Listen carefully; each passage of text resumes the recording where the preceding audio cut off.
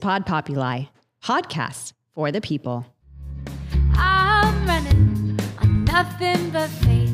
There's things far too great that I want to accomplish. I'm hoping 25 hours a day, but something good works out, and I'm just like, dang.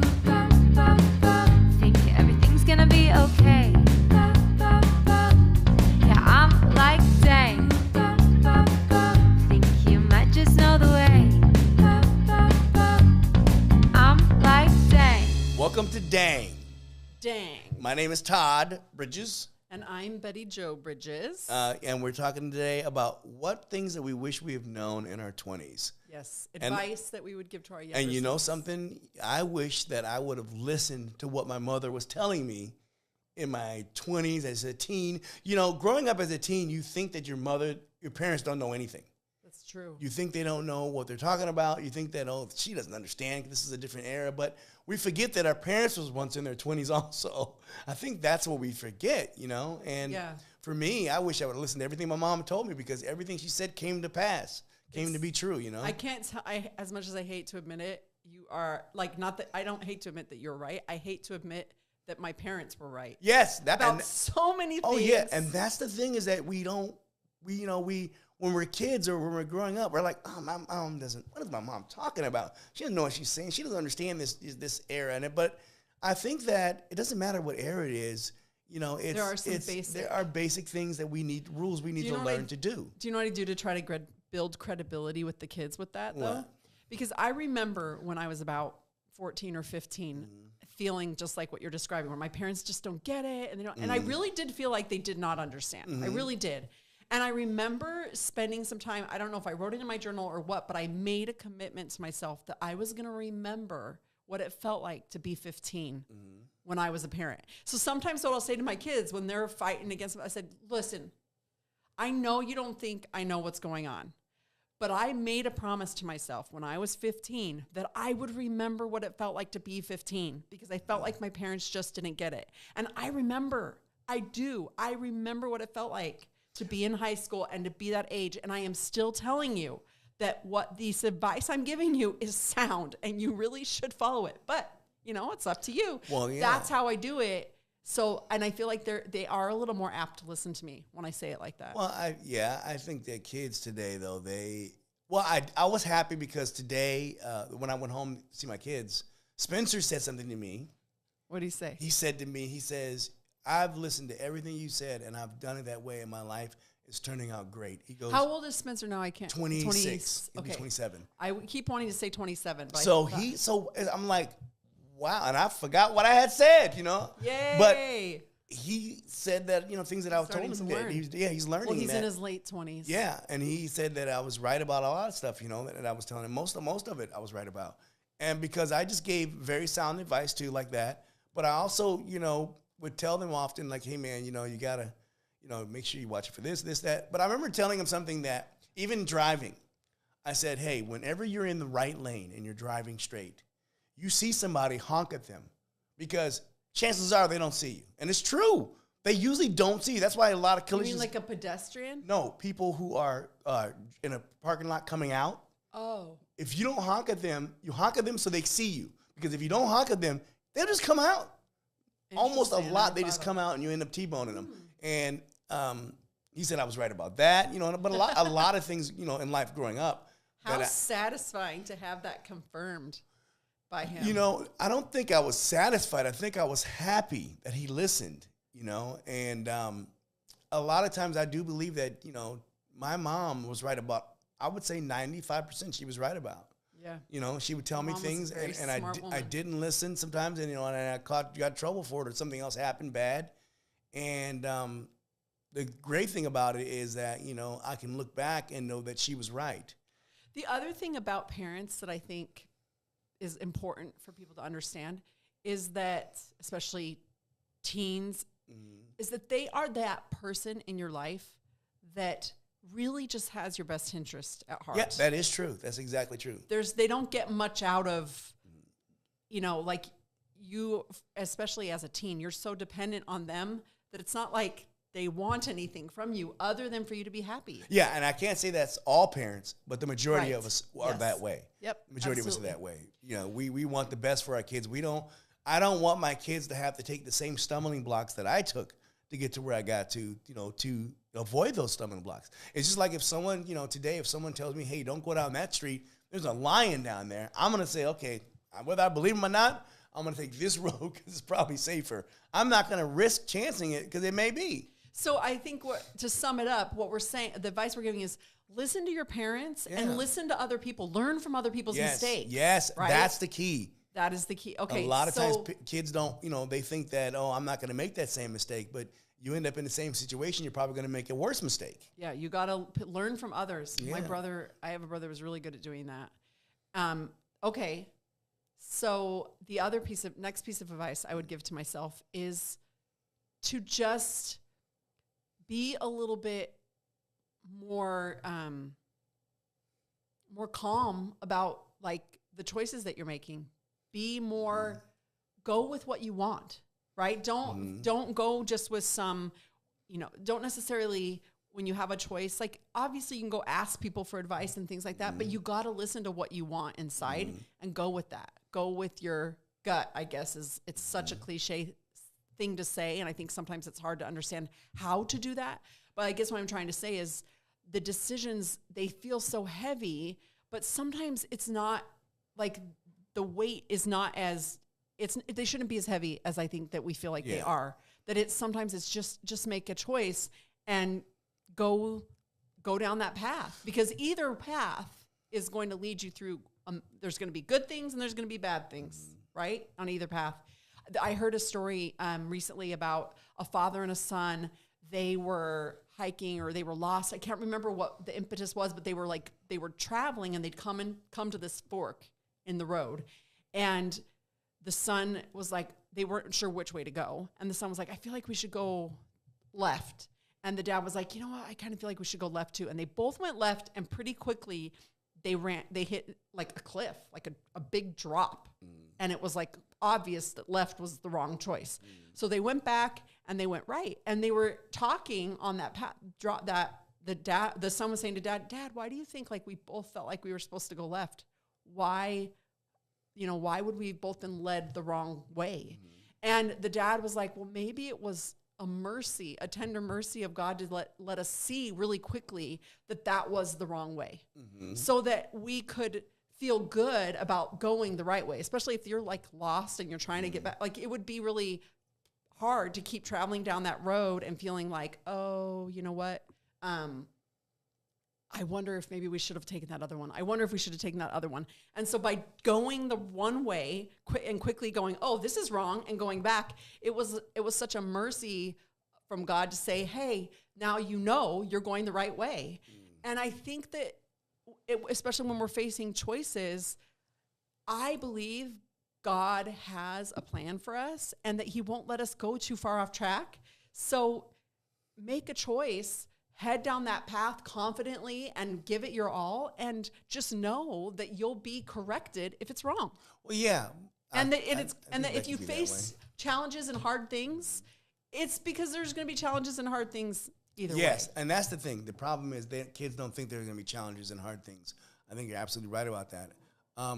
The thing I would have told myself, too, is that don't take life so serious. Yeah. That's the other problem. That I took it so serious that I believed that everything was supposed to be fair and this and that. I took it way too serious. And when it wasn't, I got hurt and crushed, and then I retaliated in anger or especially beating. I think I beat myself up more than anyone else could ever beat me up.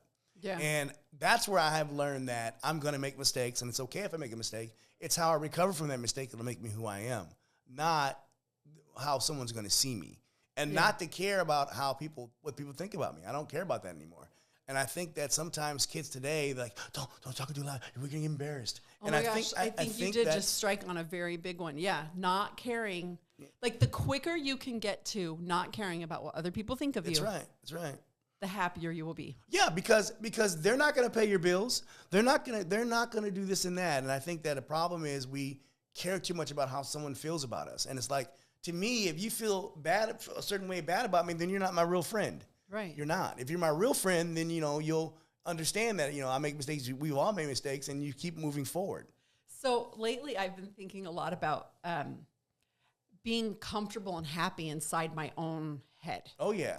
And like, I love design, and I love decorating, and I want my house to be clean and beautiful and nice and well designed and all these things. But I was thinking about how that translates over to my mind. Like I was picturing my mind as like this living room in my head, and saying, you know what do I need to do to make this in my head a very comfortable place for me to be, a very happy place? Because you don't get out of that. Like, your head is where you are permanently at. Well, that's why they say your most dangerous weapon is your brain. You know, your brain is the most dangerous weapon, because a lot of times what you're thinking in your brain, what I always say is lying to you, can lie to you. Yeah. Your heart doesn't lie to you, but your brain will. Your brain will tell you things that are just not true. Like, you'll walk into a place and your brain will say, these people don't like you. And you're like, yeah, they don't. Right. You know what I mean? And I think we don't realize how much control we have over our brains. Yes, that's right. That's another really important thing that I didn't realize when I was a young adult, is that I have so much more control over my brain. Yeah. Which in turn controls my emotions, how I feel. That's right. That I feel like it just felt like things just were happening to me, and that there wasn't as much I could do to control my environment and my brain, and like how I felt, because I was controlling my brain. Well, yeah, and another thing, learning that skill, it has to be great. But I've also learned that to be honest with my friends. If your friends tell you, how you feeling? Man, I ain't doing that great. Be honest. But see, sometimes I'm doing great, and inside you are falling apart. That means you're not giving the opportunity of someone to help you feel better. And it's going back to that caring about what other people think, right? Yeah, Keeping up a mask, keeping up a shield. Yep. Because you're afraid to let people know how you're really doing. And also, you don't want to follow the Joneses, which means that they get a new car. Keep up with the Joneses. They get a new car, you get a new car. No, if you can't afford it, you don't get it. But you got to be happy with what you're driving. Money. Let's talk about money for a second, because that is a big one. Starting saving young, right? Like, yes, for sure. It's not that I actually didn't know this in my 20s. I knew to be financially wise and smart, and I did the best that I could. And I think I'm doing okay because of that. But I think there are just so many people that don't prioritize saving. Well, and especially young. But because they're trying to keep up with their friends with clothes they're buying, and they're spending all their money, and that's why I've learned that when Spencer would do that, and I go, well, no, I gave you the money for you to spend, and you should have spent it on the right thing, or you should have saved it, but now you want to spend it on this, and I'm not going to help you because you spent all your money on something else. Yeah. They have to accept the consequences. That's what you have to accept the consequences for what you spend. And if you don't have money to do what you're supposed to do, then that's on you. Well, money is like such good training, because as you get older, it becomes less about money and more about time, right? But learning how to deal with a limited resource is really money is important. a limited resource. It is. It does run out. Time. It doesn't matter how much you get, it's going to always run out. Right. And then quickly, money becomes less important than your time. Your time is the ultimate limited resource. Yes, it is. Because you really can't make more of it. No. And the thing that kids don't understand is your life goes by faster than you realize. Yeah. Like, I remember being 20, and now I'm going to be 60, and it goes fast. I still feel like I'm 20. Nah, I don't feel like I'm 20 anymore. What do you feel? How old do you feel? Me? I feel like I've been here before. I feel like I'm an old dude that's been here a lot of times making mistakes, and it's time to change those mistakes. And I've been changing them, So like, literally, on the inside, how old do you feel? Me? And on the inside? Oh, I feel like a little kid on the inside, but... How old am I physically right now? About 80? No. I mean, so I remember being 15, like I said earlier, and for a long time, I felt like I was 15. I remember being in my 20s and being like, I can't believe that I'm in my 20s. I feel like I'm 15. And eventually, I did grow up to feel like I'm in my 20s, but I don't feel much older than 20. Well, I feel that, to me, when you're 15, you still have a lot of safety nets. Your parents are your safety net. You know that, no matter what That's happens, why you're I gonna was have food. freaking out You're when gonna have in my food to 20s, eat, I felt like I was 15 because I didn't have a safety net, right? I'm in my 20s now. I'm on my own, but I still inside felt like I was 15. And now I'm sitting here in my 40s and noticing all of these indications that I'm getting old, okay? I'm getting real old. And I still feel like I'm 20. Like my sisters on the trip, they told me that my hair is like legit gray all the way through. Like I've been kind of growing the roots out a little bit. I don't see it gray all the way through. Yes, they said that dark that I keep saying is like the dark brown mixed with the light gray. They said that that's not the brown that my hair used to be. Well, your mother has. And Your that's mother has gray. Just dark gray and light gray, and that my hair is literally all gray. But your mother. That's what my sisters told me this weekend. Your mother. Is that right? Well, I think your hair. Look at it. Look right here. Look. Well, is that seeing, brown and gray, or is it all gray? It's gray. All gray. Some brown. Dark. But your mom has gray hair, so that's this thing is genetic. Look at this. You see my afro? No. I cried. And I'm getting more gray hair. I cried everywhere. when they told me Why? that. Because I thought that I still had my brown. Because I've been dyeing my roots, but right? what is the big deal about it? They're like, if my hair was all gray, I would totally grow it out. They were like applauding me for growing it out because you've been trying to get me to grow it out and just go gray, right? And so I've gotten it. I think I have like 2-inch roots or something on here right now. Mm-hmm. And I've been thinking about, when I first got to my sister's house, she's like, I'll dye your hair for you while you're here, because she didn't realize I was trying to grow it out. She was just trying to help me.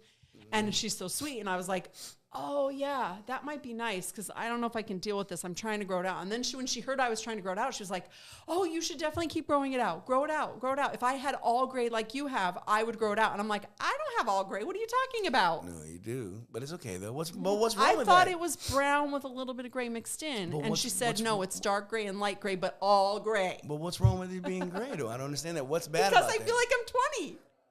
But you're not. I am not 20. I know I'm not. Here is my question, though. That's why I wanted to know how old you feel on the inside, because I'm wondering, when am I going to start to feel old on the inside?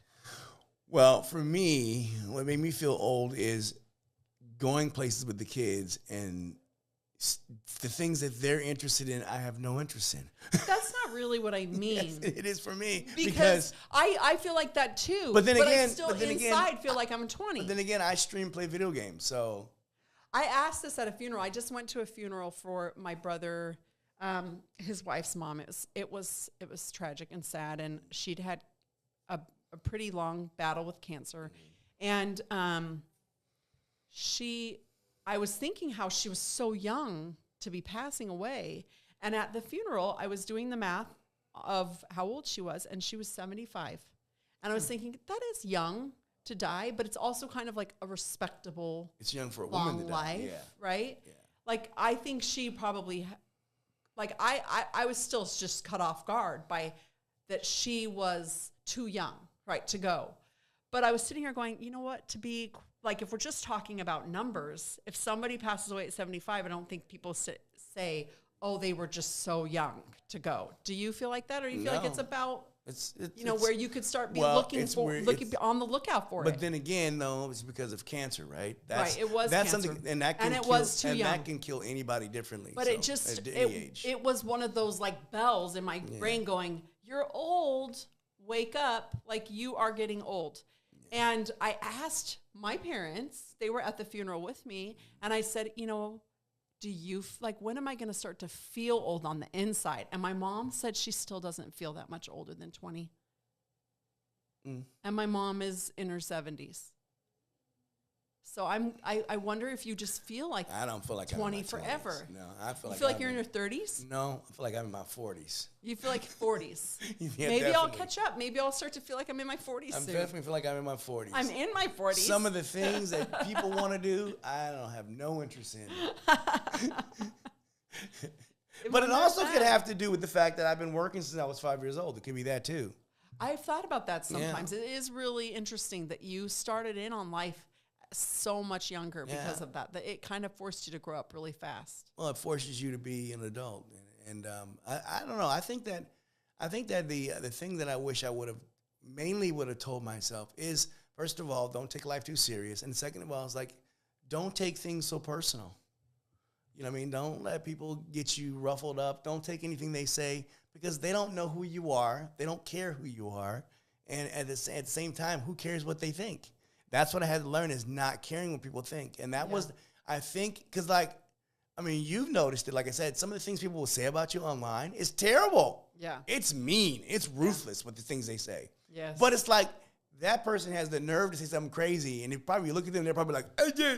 You know what I mean? They probably look crazy themselves. I made that mistake after our wedding pictures were on People. I read some of the comments. Oh, yeah, you can't do that. It was terrible. Yeah, you cannot. They said that they thought I was a man. Oh, my gosh. That I used to be a man because I'm tall. And in some of the pictures, like I looked too tall because I wore heels and like I was taller than you. And the way that the photographer had set up like our family picture, I kind of like the center towards the front. Well, and anything that's closer to the lens on the camera is going to look bigger. I know you're not a man. Anyway. You had kids, and also I'm with you, so I know you ain't a man. And you do not. And you do not. Why do they feel like I look like that? And the lady don't look like a dude. So that's what you're saying. But they're just being mean. They just are being mean because they're sitting back there, probably. And I will always say this: people that sit back there saying the nasty things are probably the ugliest people in the world, and they want to try to make themselves feel better by insulting someone else. Is you just like picture them being like, being the mean strategy. Yeah, being ugly people in the world, and they want to just say something nasty to try to make you feel bad about yourself. But what I've learned is, like I said, I don't care what they think. Who cares what they think? They're not paying my bills. They're not giving me money. They're not hiring me for jobs. So I don't care what they think. So I think the final piece of advice, you could have a final piece too, but the thing that I come to mind on is to know that nothing's permanent. It's not permanent. That's right. Like when what career choice you make or where you choose to live or anything like that, things are always changing. Yes. And so I think that can be both good and bad, knowing that it's not permanent. Like know that it's not permanent so that you can anticipate and feel comfortable as things change, and also know that it's not permanent so you know that, hey, like you don't have to stress that this is like a permanent choice. Yeah. Except maybe about a tattoo, because those I like my tattoos. So. Those can be kind of permanent. Although I did see somebody get some pretty good tattoo removal. There's a singer dude. I can't remember his name. I think that for me, is like I said, is not taking life so seriously, not allowing life to dictate how I feel emotionally, not allowing people to dictate how I feel emotionally. Definitely what I would have told myself growing up. But I also think that, yes, life is fluid. It's full of changes. But at the same time, it's taking the good with the bad and, only looking at the good. And let the bad go. Yeah. So, like, the good isn't going to last forever, but also the bad isn't going to last forever, which is so comforting when you're in some bad. Exactly. To know that it's not going to last forever. Yeah. And it will get better. Yep. And ultimately, just try not to embarrass yourself, because that you carry a little longer. All right. Well, especially in the era of camera phones. Oh, yeah. Don't do nothing wrong. Be careful what you post online. And that's the thing I tell kids, too. Don't be posting yourself naked pics out there, because you're going to have kids one day, and guess what's going to happen? They're going to see them, and the other kids are going to see them, and they're going to post it online. Say, look at this guy's mom. And that's what you don't want to do. Yeah. All right. So I mean, maybe you could take some naked pictures of yourself, but just don't post them. I don't think you should take any of yourself, because on your phone, it's going to get out anyway. It's true. I never did, but I saw one of my friends did take some, and I sat there going, you know what? I kind of wish I had, because my body doesn't look like that anymore. Nope. And I sort of would love to have that reminder that I used to look really good. It doesn't matter. Your body's beautiful to me. And I don't care about those things. I've never done that. That's one of the things I've never... But if you do take the naked pictures, do not... Be very careful. And all those celebrities who've taken naked pictures, their phone got hacked, and those pictures end up online. Don't take pictures at all of yourself naked.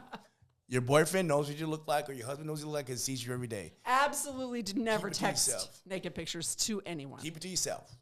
But, you know what the government is telling us also to do? What? Not to try to text to users that are on Android, try to text on WhatsApp, because people can get your texts when you text straight to Androids. How? They said it's the way they do it now. You saw something in the news? Interesting. They told us the Americans try to text through WhatsApp to those people so that it stays private. Can you imagine how crazy things are going to get from here? Yep, I definitely can imagine, because this is what this country is going to have to deal with. Remember it can't get better until it gets crazier. Have you seen Ready Player One? Of course I did. I feel like that is very possible. Oh, I hope video games get like that. Are you kidding me? Where I could be inside of it and actually... Yeah, but you remember what the real world was like? Yeah, it was terrible. It was terrible. Yeah. I feel like we might be going there. Well, I'm not going to worry about that. I'm going to worry about just today. Okay. And I'm going to worry about the next 40 years of my life. And I'm going to be happy. All right. All right. So, dang. I'm happy. This podcast is produced by my wife, Betty Jo Bridges, in collaboration with Pop Populi, and edited by our daughter, Adelie Ann. She is also the musician responsible for our theme music, so go check out Adelie Ann wherever you stream your music. Have a question or topic you want us to cover? Send us your suggestions at dangpodcast.com. If you would do me a quick favor, please subscribe or rate our podcast to make it easier for others to find. Have a great week. I'm running on nothing but faith. There's things far too great that I want to accomplish.